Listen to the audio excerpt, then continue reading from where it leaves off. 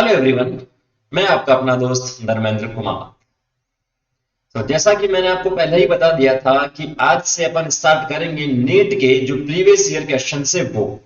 लेकिन उनको स्टार्ट करने से पहले मैं आपको बता देता हूं कि अपन लास्ट जो 10 ईयर के प्रश्न हैं उन्हीं को यहां से डिस्कस करेंगे। ना अपन 20 साल वाले करेंगे, ना अपन 30 या 32 ईयर्स वाले करेंगे, क्योंकि पहले के और अभी के जो पेपर पैटर्न है उसमें काफी अंतर आ चुका है, काफी चेंजेस यहां से हो चुके हैं।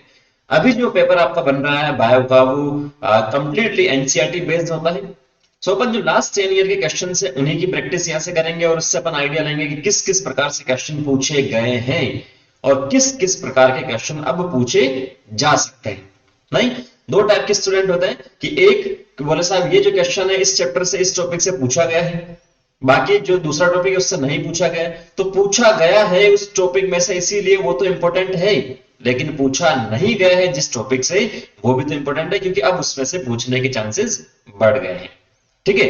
सो उसी को देखते हुए अपन ने पहले लाइन बाय लाइन एनसीईआरटी को अपन कवर कर रहे हैं, क्योंकि एनसीईआरटी में सही बनता है पूरा पेपर। और जैसे ही चैप्टर अपना कंप्लीट हो रहा है वैसे ही अपन इन क्वेश्चंस की प्रैक्टिस यहां से कर रहे हैं।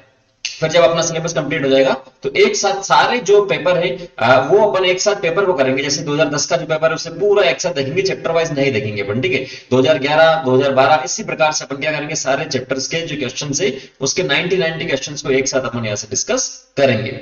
एक और बात, ये जो चैप्टर्स अपन ने कंप्लीट किए हैं उसके जो इंपॉर्टेंट क्वेश्चन है उसको भी अपन देखेंगे। जैसे ही अपना चैप्टर कंप्लीट होता है जो इंपॉर्टेंट क्वेश्चन सीरीज है वो भी मैं यहाँ से बहुत जल्द लेके आऊंगा। सो अभी अपन स्टार्ट करते हैं नीट के जो लास्ट 10 ईयर्स के जो प्रश्न है उनको, इनका एक्सप्लेनेशन मैं आपको दूंगा अपन ने कहाँ पढ़ा और कहाँ नहीं पढ़ा है। सो आप लोग नोटबुक लेके बैठिएगा, जो भी क्वेश्चन सामने आए आपके स्क्रीन पर आप वीडियो पॉज करके उसका आंसर लिख सकते हैं और सबसे लास्ट में आप देखिएगा कितने आपके सही हुए और कितने गलत हुए। जो गलत होते हैं उसकी थ्योरी वापस से पढ़िए, उसकी कॉन्सेप्ट वापस से क्लियर कीजिए, ताकि लास्ट में जब अपन नीट दे तो अपने को कोई भी दिक्कत ना आए। तो स्टार्ट अपन करते हैं फर्स्ट क्वेश्चन से। फर्स्ट जो क्वेश्चन है वो यहां पर अपने पास लिखा है, निम्न संरचनाओं को अंगों में उनके स्थान के साथ मिलान कीजिए। और ये आपके पास पूछा गया है नीट 2019 में क्वेश्चन। ठीक है। सो आपके पास कुछ अंग दिए गए हैं और उसकी संरचनाओं की जो अपन बात कर रहे हैं उसको मिलान अपने को करना है। पहला जो है कॉलम ए में लीबरगन परभूमिका लिखा है, ग्लिसन का कैप्सूल लिखा है, लैंगरेंस द्वीप और ब्रूनर ग्रंथि लिखी है। और दूसरे कॉलम में अग्नाशय, ग्रहणी, शुद्रांत्र और यकृत लिखा है। एनसीईआरटी में सही सीधा सीधा पूछा है तो आप लोग सिंपल सा सोच सकते हैं। लीबर कोन की अगर अपन बात करें, लीवर कोन की अपन बात करें, सबसे पहले ब्रूनर ग्रंथि की अगर अपन बात करें तो ब्रूनर ग्रंथि अपने को कहां मिलती है, ग्रहणी में मिलती है, जिसे अपन बोलते हैं ड्यूडेनम। ठीक है। इससे एनसीईआरटी में सीधा सीधा लिखा और जब मैंने पढ़ाया था तब भी आपको बताया था, पूछा गया।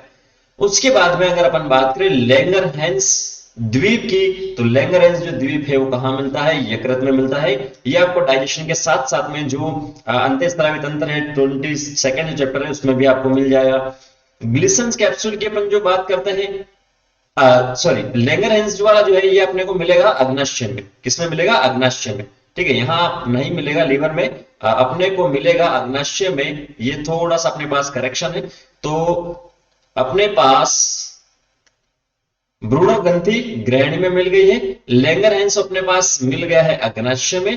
ग्लिसन्स का जो कैप्सूल है वो है यकृत में। यकृत की जो कवरिंग की अपन ने बात की थी, एक कैप्सूल होता है कनेक्टेड टिश्यू का संयोजित तक का बना होता है जिसे अपन बोलते हैं ग्लिसन कैप्सूल। और सबसे लास्ट में लीबर कोन परभूमिका जो बची है वो अपने पास किस में आ जाएगा, शुद्रांत्र में आ जाएगा। तो आप ऑप्शन यहां से मैच कर सकते हैं। फर्स्ट में अपने पास थर्ड जा रहा है तो थर्ड इसके अंदर आ रहा है। सेकंड बी जो अपने को बताया जा रहा है उसमें फोर्थ जा रहा है तो बी इसमें और इसमें से आ रहा है। तो आप देखेंगे ये तो अपना आंसर था नहीं, ये अपने पास आंसर आ जाता है, सीधा सा अपन कर सकते हैं। क्लियर है फर्स्ट क्वेश्चन।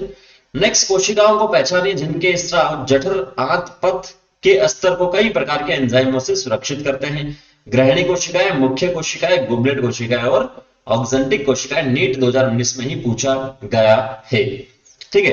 तो अपन ने कुछ कोशिकाएं पढ़ी थी आमाशय में। ठीक है।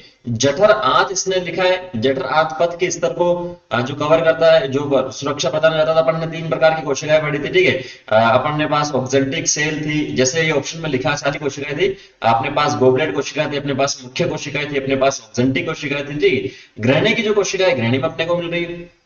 ठीक है। तो यहां जो अपने पास आमाशय था उसमें जो HCl था उससे प्रोटेक्शन की बात हो रही है, एक मेनली अगर अपन बात करें तो, और साथ साथ में जो एंजाइम है उससे भी सुरक्षा की बात हो रही है। तो वो जो था वो अपने पास कौन सा है, गोबलेट कोशिकाएं। कौन सा होगा, गोबलेट कोशिकाएं। नेक्स्ट थर्ड क्वेश्चन, निम्नलिखित में से कौन से पारिभाषिक शब्द मानव दंत विन्यास को वर्णित करते हैं। मानव के दांतों के बारे में कौन सा यहाँ से सही और कौन सा नहीं है। पार्श्व दंती, एक बार दंती या समदंती। दूसरा लिखा गर्त दंती, द्विबार दंती, विषम दंती। तीसरा गर्त दंती, द्विबार दंती, समदंती। चौथा पार्श्व दंती, द्विबार दंती और विषम दंती। तो अपन ने बात की थी ICPMM, ठीक है। तो ये कृदनक, रदनक, आगे चौड़नक और चौड़नक। 2 1 2 3 इसका फॉर्मूला अपने पास था, 2 1 2 3 इसका फॉर्मूला अपने पास था, और अपने पास इसे मल्टीप्लाई करते हैं तो 16/16 यहाँ पर आता है और 32 यहाँ से दांत हो जाता है। तो मतलब अलग अलग प्रकार के दांत हैं यहाँ पर। तो समदंती पॉसिबल नहीं है, कैसा हो जाएगा, विषम दंती यहां से हो जाएगा। और अपन ने बात की थी कि जो इंसान में दांत होते हैं वो धसे हुए होते हैं केविटी में। इस प्रकार से मान लो ये कोई केविटी है तो इसके अंदर ये दांत यहाँ पर फिट अपना होगा, तो इसे अपन बोलते हैं गर्त दंती। और इंसान में कितनी बार दांत आते हैं, 2 बार आते हैं। बच्चों में दूध वाले दांत होते हैं, उसके बाद में परमानेंट होता है, इसीलिए से अपन क्या बोलते हैं, द्विबार दंती। तो आप देख सकते हैं ऑप्शन आपको मिल जाएगा, बी ऑप्शन इसका करेक्ट आंसर हो जाएगा। नेक्स्ट, निम्नलिखित में से कौन सी जठर कोशिकाएं अप्रत्यक्ष रूप से रक्ताणु उत्पत्ति में मदद करता है। नीट 2018 का क्वेश्चन है, देखेंगे तो आप ये 2 बार नीट में 2 क्वेश्चन है, 2018 में भी 2 क्वेश्चन है, 2 से 3 का इसका एवरेज है, ठीक है। तो कौन सी कोशिकाएं हैं जो रक्ताणु उत्पत्ति करती है। रक्ताणु मतलब जो रक्त का उत्पन्न करने में हेल्प करती है, वो कौन सी है, ठीक है। तो कलश या गोबलेट कोशिकाएं, श्लेष्मा कोशिकाएं, मुख्य कोशिकाएं या डी भित्तीय कोशिकाएं, ठीक है। पेराइटल जिसे अपन बोलते हैं, भित्तीय कोशिका को अपन बोलते हैं इंग्लिश में पेराइटल, मुख्य कोशिका को अपन बोलते हैं चीफ सेल, ठीक है, चीफ सेल। श्लेष्मा को अपन बोलते हैं म्यूकस नेक सेल, ये आपको इंग्लिश में भी मैंने आपको बता दिया था। और गोबलेट को गोबलेट ही बोलते हैं, कलश यहां से अपन बोलते हैं। तो रक्ताणु की अपन बात कर रहे हैं, ब्लड की अपन बात कर रहे हैं, ठीक है, आरबीसी वगैरह की अपन बात कर रहे हैं। तो अपन ने एक कोशिका देखी थी पेराइटल, ठीक है, क्या देखी थी, पेराइटल या ऑक्जेंटिक भी जिसे अपन बोलते हैं, जो क्या करता है, विटामिन B12 के अवशोषण में हेल्प करता है। नेज कारक भी अपन ने देखा था, नहीं, नेज कारक एनसीईआरटी में लिखा है। तो ये आपको डायरेक्ट आंसर एनसीईआरटी में नहीं मिलेगा, लेकिन ये जो विटामिन B12 होता है ये आगे चलकर जो आरबीसीज है उसके निर्माण में उपयोग में आता है, ठीक है। तो इसका आंसर अपने पास क्या हो जाएगा, डी आंसर इसका हो जाएगा। ध्यान में रखना, इंपॉर्टेंट है, एनसीईआरटी में लिख सकते हो। जो भी एनसीईआरटी में डायरेक्ट नहीं लिखा उसे आप लोग लिखते चलिएगा। नेक्स्ट, लीवर परगुइका की कौन सी कोशिकाएं एंटीबैक्टीरियल लाइसोजाइम स्रावित करती है। नीट 2017 में पूछा गया है। रक्तरंजी कोशिकाएं, पेनेथ कोशिकाएं, जाइमोजिन कोशिकाएं, कुफर कोशिकाएं। ये एनसीईआरटी में आपके पास नहीं लिखा है, तो इसको आपको ध्यान में रखना है। लीवर परगुइका, क्रिप्ट ऑफ लीवर कौन अपन ने देखा था, तो उसकी ऐसी कौन सी कोशिकाएं हैं जो एंटीबैक्टीरियल लाइसोजाइम करता है। क्रिप्ट ऑफ लीवर कौन अभी अपन ने देखा था कि ये लीवर कौन परगुइका जो थी कहाँ होता है, ये शुद्रांत्र में होता है। तो शुद्रांत्र में कुछ कोशिकाएं अपने पास होती है जो आंतें वगैरह हैं, इसके अंदर कुछ कोशिकाएं इस प्रकार की होती है। ज्यादा डिटेल में अपने को नहीं बता रखा है, केवल आपको ध्यान में रखना है इसका जो आंसर यहां से होगा वो अपने पास होगा पेनेथ कोशिकाएं। एनसीईआरटी में सीधा सीधा आप लोग लिख लीजिएगा, क्योंकि अब एनसीईआरटी से बाहर नहीं पूछता, लेकिन ये पूछा गया इसीलिए इंपॉर्टेंट है।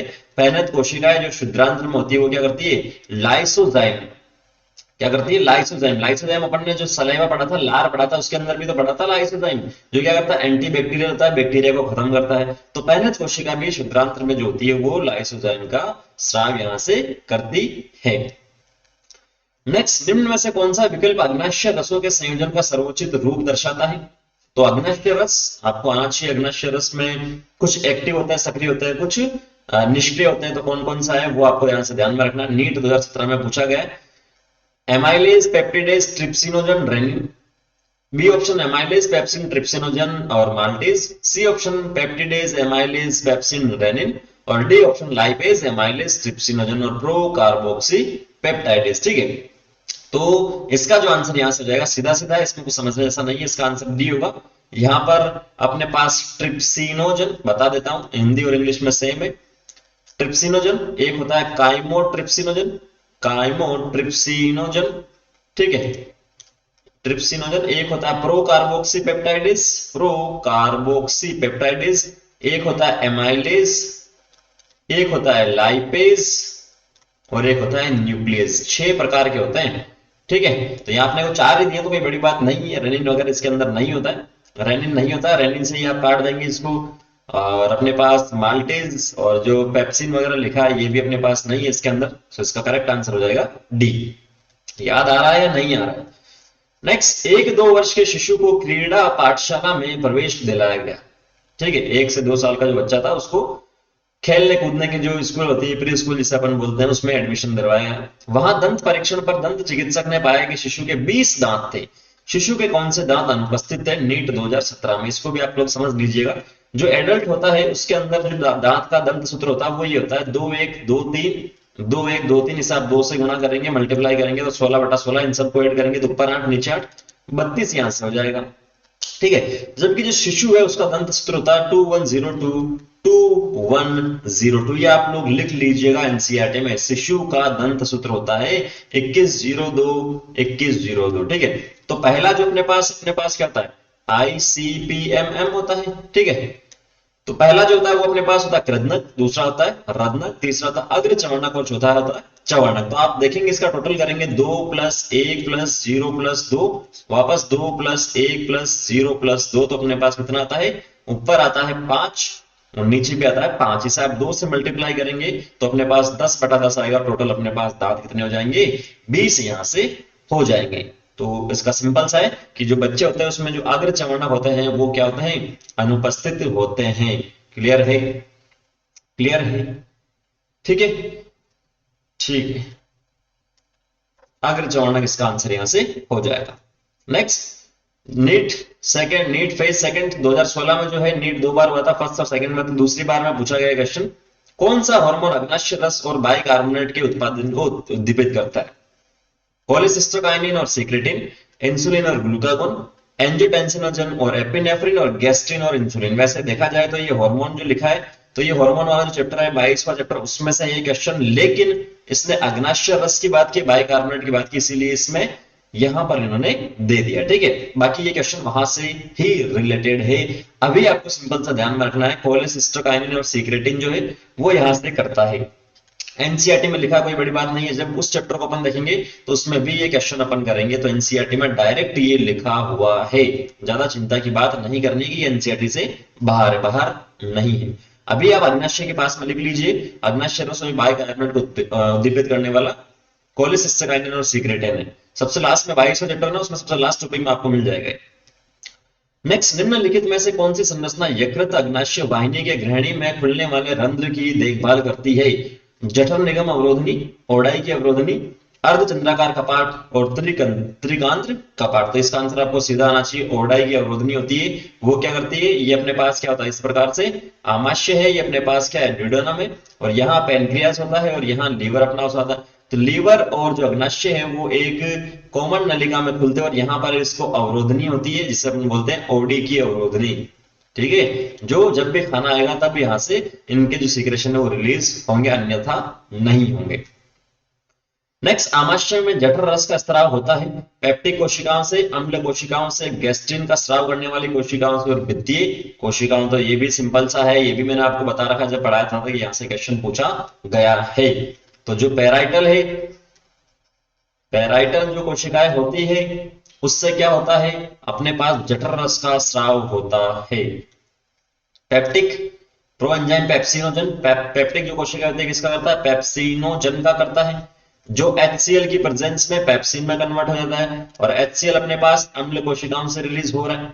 ठीक है, क्लियर है? सिंपल सा क्वेश्चन था, 2016 में पूछा गया था नीट फर्स्ट में। नेक्स्ट क्वेश्चन, मानव में प्राथमिक दंत विन्यास स्थायी दंत विन्यास से इस नाते भिन्न होता है कि प्राथमिक दंत विन्यास में निम्नलिखित कौन से प्रकार के दांत नहीं होते। ठीक है, तो ये अभी मैंने आपको बता दिया था, उसे आप लोग लिख लीजिएगा। जो एडल्ट है उसका दंत सूत्र पूछा जाए, जो बड़े हैं उसका तो होता है 2-1-2-3/2-1-2-3। ये समझ में आ रहा ना आपको कि इस प्रकार से होता है। ये मुख गुहा अपनी इस प्रकार से होती है, और मनुष्य द्विबार सममितीय होता है। ठीक है, मतलब 2 बराबर पार्ट में उसे अपन मनुष्य को डिवाइड कर देते, तो ये अपन ने कर दिए 2 बराबर में। अब अपने कुछ दांत ऊपर और कुछ क्या है? नीचे, तो ये ऊपर और नीचे को अलग मैंने कर दिया। तो इस प्रकार से होता है, ये 2 अलग, फिर 1 अलग, फिर 2 अलग, फिर 3 अलग। ठीक है, तो मतलब एक पार्ट में 8 दांत होते हैं। फिर ये 8, फिर ये 8 और फिर ये 8, तो कितने हो गए? 32 यहाँ पर हो गए।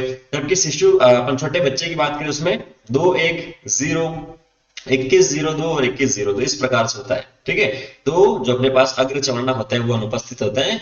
2015 का क्वेश्चन था। तो ये क्यों जरूरी है, मैंने आपको पहले ही बताया था कि जो अपन क्वेश्चन कर रहे हैं वो क्यों जरूरी है, क्योंकि 2015 में पूछा गया। उसके बाद में इन्होंने कहां पूछ लिया है, आप देख सकते हो। उसके बाद में इन्होंने 2017 में पूछ लिया है। यही क्वेश्चन था। ठीक है, यही क्वेश्चन था जो 2015 से 2017 में पूछा गया। इसीलिए प्रीवियस ईयर क्वेश्चन क्या है, जरूरी है करना। वह एंजाइम जो सकस एंटेरिकस में मौजूद नहीं होता है, न्यूक्लियस, न्यूक्लियोसाइडेज, लाइपेज या माल्टेज। 2015 का ये 2015 में क्वेश्चन पूछा गया है। सकस एंटेरिकस आत्रे रस पढ़ा रखा है बिल्कुल सा। तो इसके अंदर न्यूक्लियस जो एंजाइम है वो क्या होता है, अनुपस्थित होता है।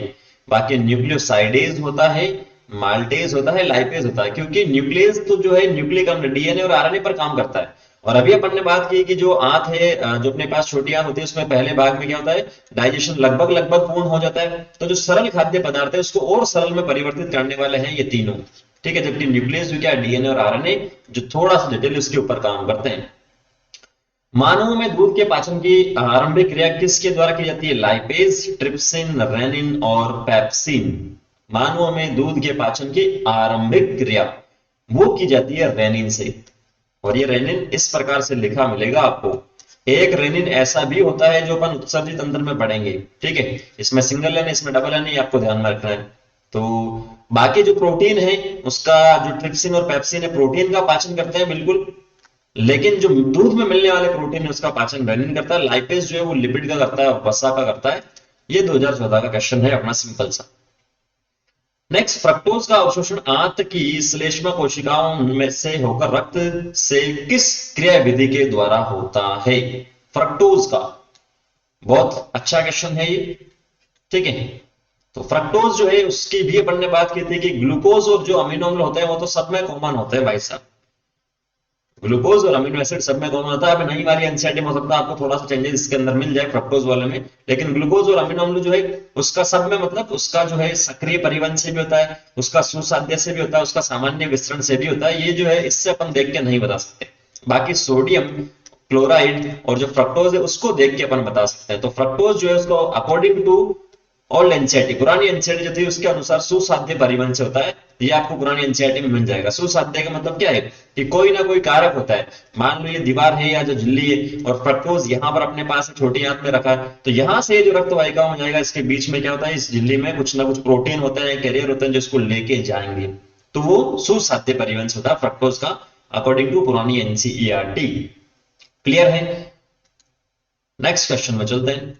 2013 नीट में जो पूछा गया है, इसने बोला है कि कॉलम फर्स्ट में दिए गए मानवों में पाचन उत्पादों का कॉलम सेकंड में दिए गए अवशोषण स्थल और अवशोषण प्रणाली के सही मिलान करना। अपने को सही मिलान को चुनना है, करना नहीं, सही मिलान को चुनना है। तो ग्लाइसिन ग्लूकोज क्या छोटी आंत में और सक्रिय अवशोषण से होते हैं। फ्रक्टोज Na+ छोटी आंत और निष्क्रिय अवशोषण से। ग्लिसरॉल वसा अम्ल ग्रहणी काइलोमाइक्रोन के रूप में गति करते हैं। और कोलेस्ट्रॉल माल्टोज बड़ी आंत या सक्रिय अवशोषण में करते हैं। तो इसमें से कौन सा सही है, आपको सारी टाइम आप लोगों ने सुन रखी है। ठीक है, तो फ्रक्टोज अभी अपन ने देख लिया था, तो नहीं होता है बिल्कुल। ग्लिसरॉल वसा अम्ल जो है ग्रहणी काइलोमाइक्रोन के रूप में गति करते हैं। इसको आप लोग मिसेल्स जब पढ़ेंगे, मिसेल्स मिसेल्स बता रखा है।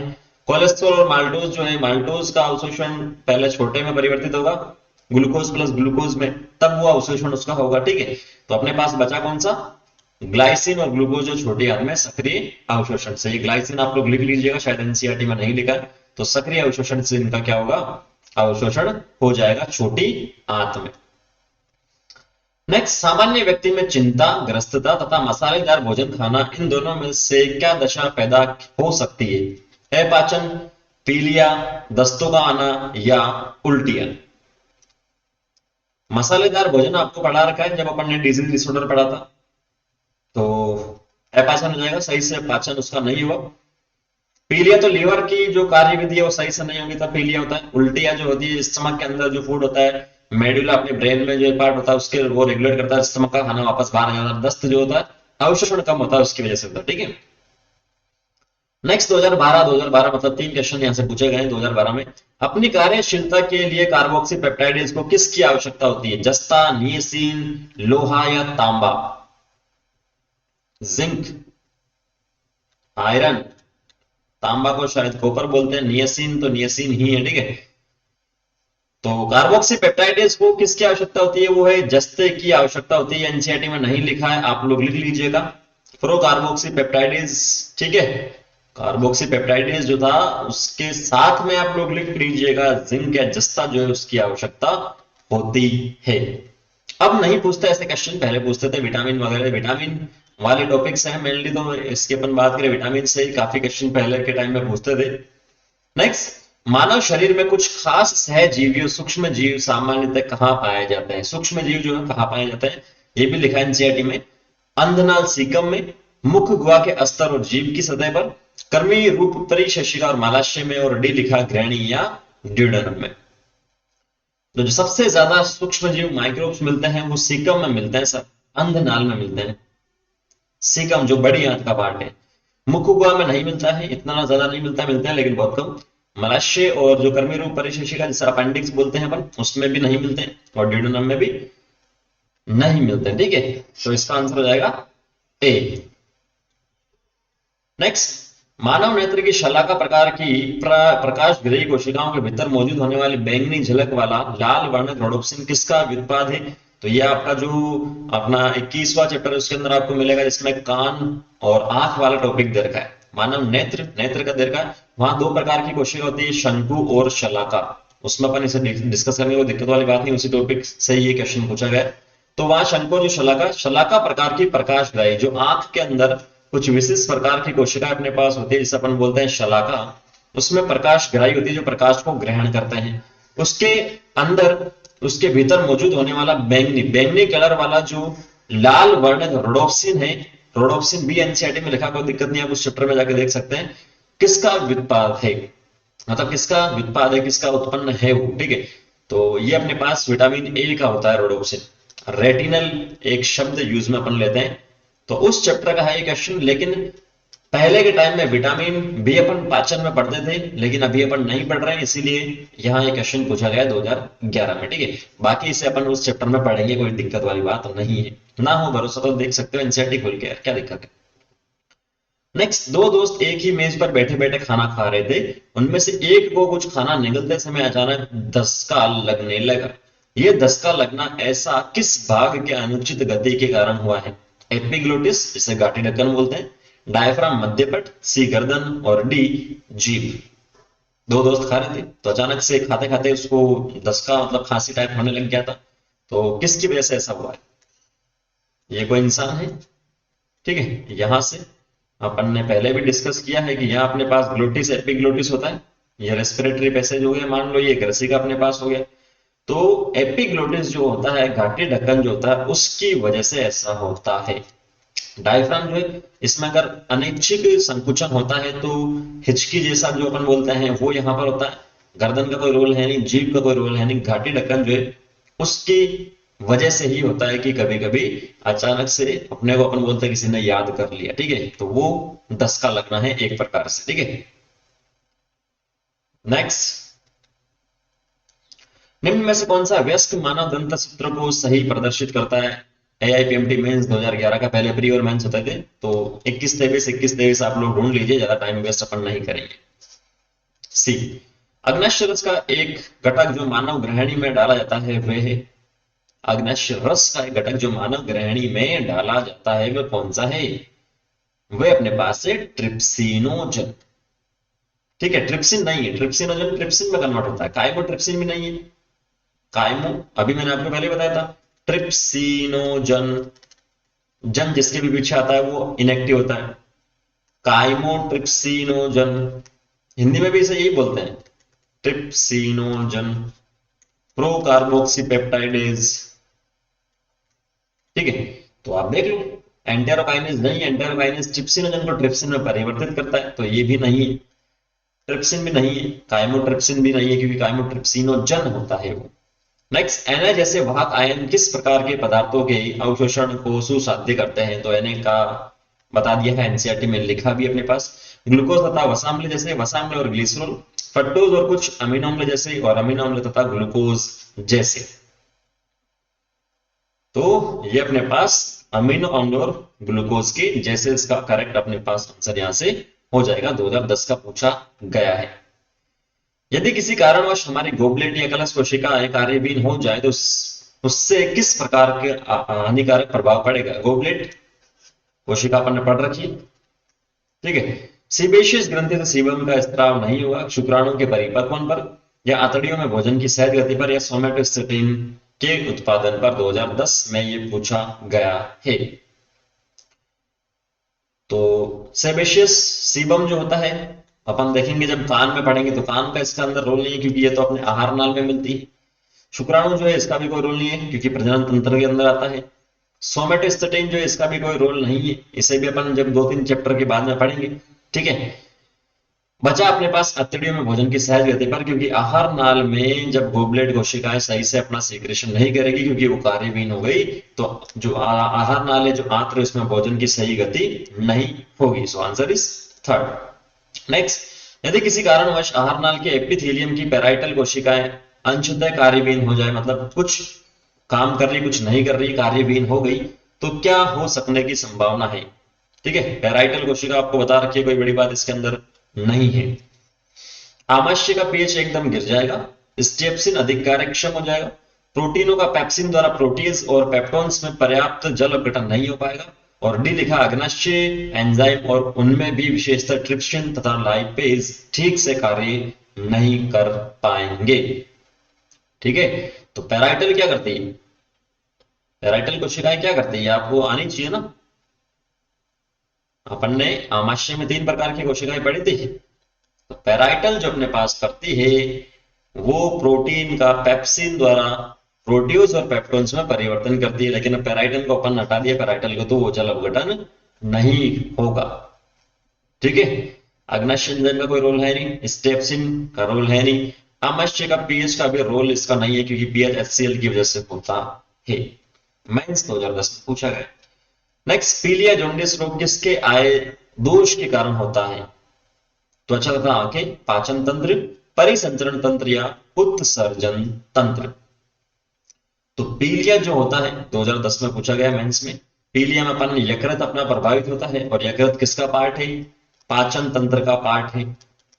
ठीक है, ऐसा नहीं है कि त्वचा तथा आंखों की वजह से होता है। हाँ, अगर यकृत अपना एबनॉर्मल हुआ है, सही से काम नहीं कर रहा, पाचन तंत्र का वो पार्ट है, तो स्किन और जो आईज है, जो आंखें हैं, वो यहां से पीली हो सकती है, लेकिन ये पीली होती है, इसीलिए परिपीलिया नहीं होता है। ठीक है, यकृत जो है, जो कि एक पाचन तंत्र का पार्ट है, उसमें थोड़ी सी खामियां होती है, उसमें थोड़ी सी प्रॉब्लम होती है, इसीलिए जॉन्डिस या पीलिया होता है। तो ये 2010 तक के सारे क्वेश्चन अपन ने डिस्कस यहां से कर लिए। और भी किसी टाइप का इन क्वेश्चंस में आपको दिक्कत होती है तो आप कमेंट सेक्शन में कमेंट करके पूछ सकते हैं। ठीक है, यहां तक क्या, क्योंकि 10 मैं आपको पहले बता चुका हूं, 10 सालों में एग्जाम का पैटर्न काफी चेंज हो चुका है। इससे इसके बाद वाले जो है, इससे पहले वाले सॉरी, मतलब 2009, 8, 7 या 2000 तक के क्वेश्चन अपन नहीं करेंगे, और जो करेंगे वो घाटे में है, वो फायदे में नहीं। ठीक है, और आप देख सकते हो कोई दिक्कत नहीं है, बहुत इस टाइप के क्वेश्चन पूछे गए हैं कि जो आपको एनसीईआरटी में दूर दूर तक नहीं मिलेंगे। ठीक है, तो आप लोग बताइएगा आपका स्कोर इसके अंदर क्या रहा है 26 में से। अगर आपके एक क्वेश्चन को आपको 4 मार्क देने हैं, सही होता है तो, और एक -1 करना अगर गलत होता है तो, जैसे 26 के 26 आपके सही हो गए, मान लो 25 सही हो गए, एक गलत हो गया तो 100, और एक गलत हो गया तो -1 करके 99। आपका स्कोर आपको कमेंट सेक्शन में कमेंट करके मुझे बताना है। ठीक है, सो मिलते हैं नेक्स्ट सेशन में, जो अगला अपना चैप्टर है इस क्वेश्चन और गैसों का विनिमय, उसके क्वेश्चन अपन यहां से डिस्कस करेंगे। Thank you, all the very best.